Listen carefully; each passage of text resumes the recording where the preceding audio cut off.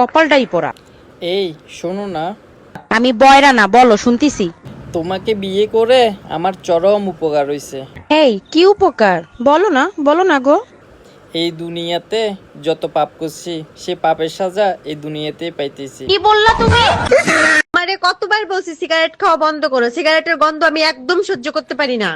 আরে পাগল, ছেলেরা সিগারেট খায় যৌবন ধরে রাখার জন্য, মেয়েরা বুড়া হয়। আজ পর্যন্ত কখনো দেখছো সিগারেট খাওয়া ছেলেরা বুড়া হইতে? বলো কি সত্যি সিগারেট খাইলে বুড়ো হয় না? তাহলে আজ থেকে আমিও সিগারেট খাবো। আরে ছাগল, ছেলেরা কেমনে বুড়ো হবে? যারা সিগারেট খায় তারা তো ভরা যৌবনে মারা যায়। ভাইজান, কালকে আপনার দোকান থেকে 15,000 টাকা দিয়ে একটা শাড়ি নিছি। শাড়িটা আমার হাজবেন্ডের পছন্দ হয় নাই, পাল্টাতে হবে। ম্যাডাম, আপনি একটা কাজ করেন, আপনি ম্যারেজ ব্রাউনে চলে যান, ওইখানে সুন্দর সুন্দর ছেলে পাওয়া যায়।